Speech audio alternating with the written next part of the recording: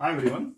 So in the last video, we have discussed how we can solve system of linear equations in two variables and three variables using determinant method. That is Cramer's rule.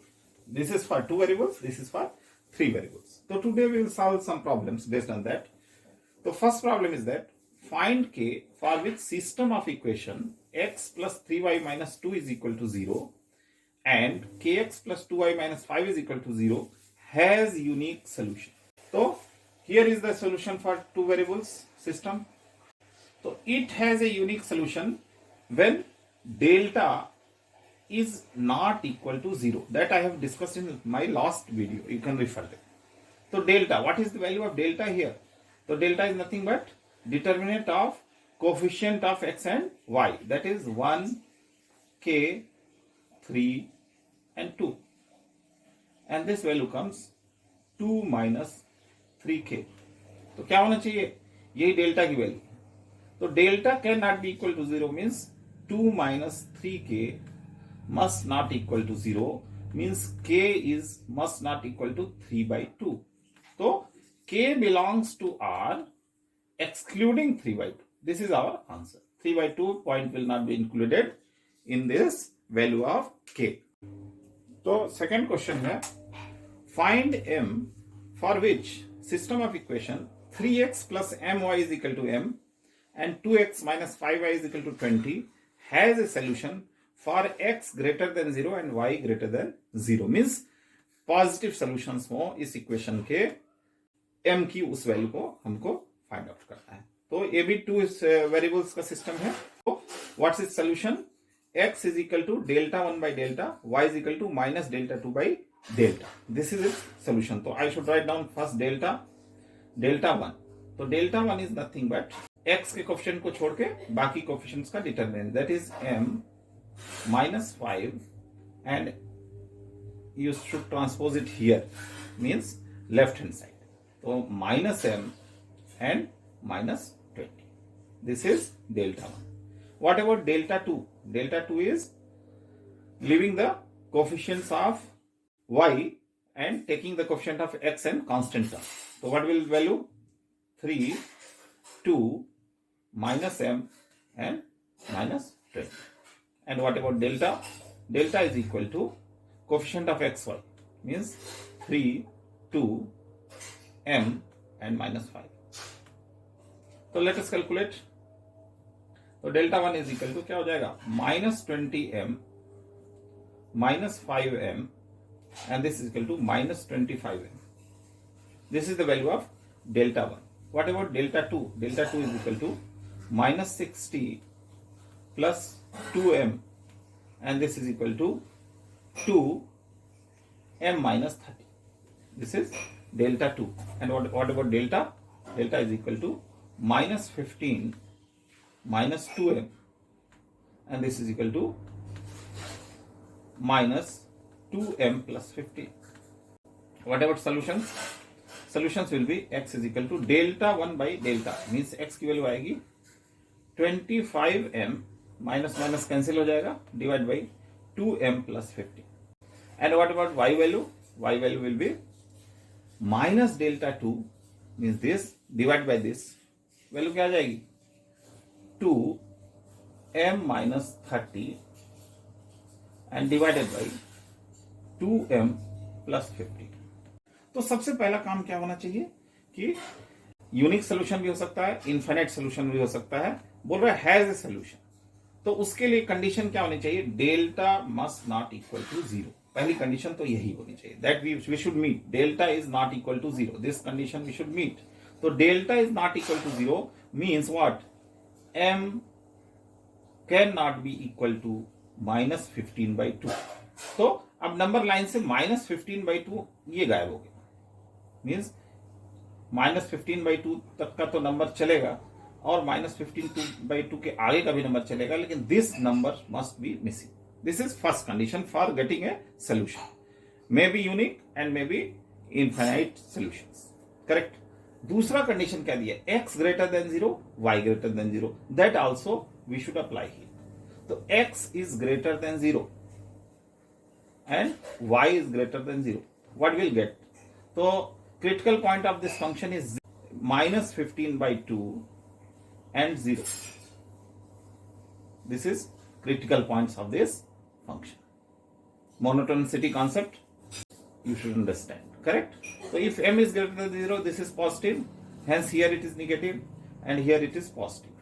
तो ये वाला point क्या था, minus 15 by 2. तो यहां से क्या solution आ रहा है, for which x is greater then positive. तो m की वैल्यू या तो माइनस 15 by 2 से छोटी हो या greater than 0. m is greater than 0. This is value of m for which x will always be greater than 0. तो ये वाला तो एक्सेप्टेबल है, बट यहां पर again A sub division will be created, 0 point will be introduced here.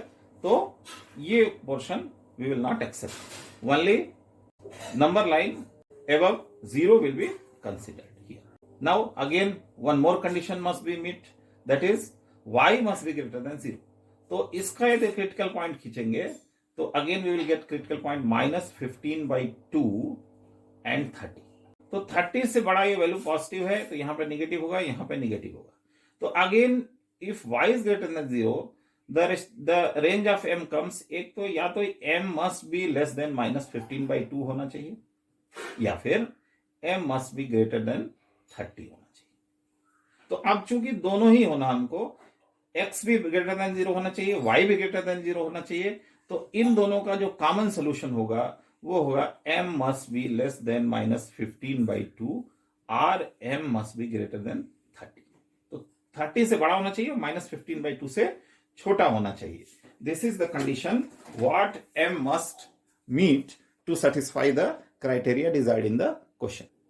तो फिर m की डिजायर्ड रेंज क्या हो जाएगी, m की डिजायर्ड रेंज हो जाएगी कि माइनस 15 by 2 से छोटा होना चाहिए, या तो ये वाला सही होना चाहिए, और इसमें माइनस 15 by 2 इंक्लूडेड नहीं है, because at minus 15 by 2 delta is equal to 0 and that we don't require. We require delta must not equal to 0. तो एक तो माइनस 15 by 2 से छोटा जो है वो वैल्यूज होनी चाहिए. और यहां पे क्या है, यहां पे भी नॉन इक्वलिटी है, मीन्स ग्रेटर और इक्वल टू 0 नहीं है, ग्रेटर देन 0 है. तो 30 से भी, जो अगला पॉइंट है वो 30 है, क्रिटिकल पॉइंट 30 से भी बड़ा होना चाहिए m की वैल्यू, और 30 उसमें इंक्लूडेड नहीं होगा. बीच वाला नंबर लाइन मिसिंग होगा m की वैल्यू के लिए. यदि m का वैल्यू इस बीच वाले नंबर लाइन में कोई वैल्यू लेता है तो equation will not have solution in positive domain. तो अब हम सिस्टम ऑफ 3 वेरिएबल्स पे क्वेश्चन को डील करते हैं. क्वेश्चन क्या है, show that the system of equations 3x minus y plus 4z minus 3 is equal to 0, x plus 2y minus 3z plus 2 is equal to 0, 6x plus 5y plus lambda z plus 3 is equal to 0 has at least one. मतलब minimum 1 solution इसका रहना ही चाहिए, और infinite solutions भी हो सकते हैं. तो if delta is not equal to 0, तो ये कंडीशन क्या है कि यूनिक सोल्यूशन होगा, यूनिक सोल्यूशन होगा. और यदि डेल्टा इज इक्वल टू 0 हो तो डेल्टा 1, डेल्टा 2 और डेल्टा 3 ऑल 0 होना चाहिए. तो infinite solutions we will get. Means इन्हीं दो कंडीशन में this system of equations will be consist. तो पहले हम देखेंगे कि delta is not equal to 0 पे लैम्डा की वैल्यू क्या आती है. तो what is the value of delta? Delta is nothing but coefficient of x, y, z. तो calculate the value of delta. Delta is 3, 1, 6, -1, 2, 5, 4, -3 and lambda. तो मैं directly result लिख रहा हूं, you can solve it by yourself.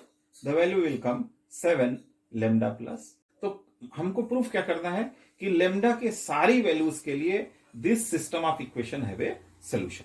तो lambda को दो cases में बांट लेते हैं कि either lambda is equal to -5 और lambda is not equal to -5. तो इसमें पूरा रियल स्पेस कवर हो जाएगा लैम्डा के लिए. यही दो केस हो सकते हैं, इसमें पूरे रियल नंबर्स आ जाएंगे. या तो लैम्डा -5 के बराबर होगा या लैम्डा -5 के बराबर नहीं होगा. हमको यह प्रूफ करना है कि दोनों ही केसेस में इस सिस्टम ऑफ इक्वेशन का सोल्यूशन एग्जिस्ट करता है. मींस इसमें इन दोनों कंडीशंस में से कोई एक कंडीशन मीट कर रही है। तो सेकेंड केस ये देखें, lambda is not equal to -5, तो क्लियर है कि delta is not equal to 0। तो फर्स्ट कंडीशन मीट कर रही है। अब डेल्टा 1, डेल्टा 2, डेल्टा 3 0 है भी तो उससे फर्क नहीं पड़ता, क्योंकि डिनोमिनेटर वाली वैल्यू जीरो नहीं है। तो यदि ऊपर वाली वैल्यू 0 भी होगी तो 0 0 0 विल बी द सोल्यूशन। तो ऐसा कुछ इनडेफिनिट नंबर नहीं आएगा जो कि एक्सेप्टेबल ना हो, मींस यूनिक सोल्यूशन। तो सेकंड केस में क्लियर है कि delta is not equal to 0 means a unique solution is there. But in second case when lambda is equal to -5 we will get delta is equal to 0। अब इस condition में delta 1, delta 2, delta 3 ये तीनों में से कोई भी non zero नहीं होना चाहिए। यदि कोई भी नॉन जीरो हो गया तो solution you will not get any solution. तो अब क्या रिक्वायरमेंट होनी चाहिए कि delta 1, delta 2 and delta 3 all must be 0। If delta is 0, then this all three determinants must also be equal to 0. Then only you will get infinite solutions. Correct? Means all the three planes overlap over each other. Correct? So that you can see very well. The value of delta 1 is what? Value of delta 1 you will write down b1 c1 means x coefficient को छोड़ दें, बाकी y coefficients means -1, 2, 5 and 4, -3 और lambda. तो lambda की value मैंने क्या मानी है? लेमडा इज इक्वल टू -5 मानी हुई है। तो you can write down here -5 and -3, 2, 3 ये होगी lambda 1। What about lambda 2? Lambda 2 means y के कोएफिशिएंट छोड़ दिए जाए और बाकी कोएफिशिएंट लिए जाए, means 3, 1, 6 and here 4, 3, 4, -3, 4, -3 and lambda is -5 and constant term -3, 2 and 3. And what about delta 3? Delta 3 means z के कोएफिशिएंट छोड़ दिए जाए, बाकी लिए जाए, तो 3, 1, 6 and -1, 2 and 5 and -3, 2 and 3. So that you can separately verify this will be 0, this will be 0 and this will be 0. तो इसका मतलब सारे ही केसेस में लेमडा की सारी रियल वैल्यूज के लिए, चाहे लेमडा -5 के बराबर हो या -5 के बराबर ना हो, we will get a solution. यदि लेमडा -5 के बराबर नहीं है you will get a unique solution, और यदि लेमडा -5 के बराबर है you will get infinite many solutions. But in both cases this system of equation is consistent. तो आज के वीडियो के लिए बस इतना ही। यदि वीडियो पसंद आया हो तो जरूर लाइक करें और चैनल को प्लीज सब्सक्राइब करें ताकि मेरा भी मोटिवेशन बना रहे आगे वीडियो अपलोड करने के लिए। Thank you very much.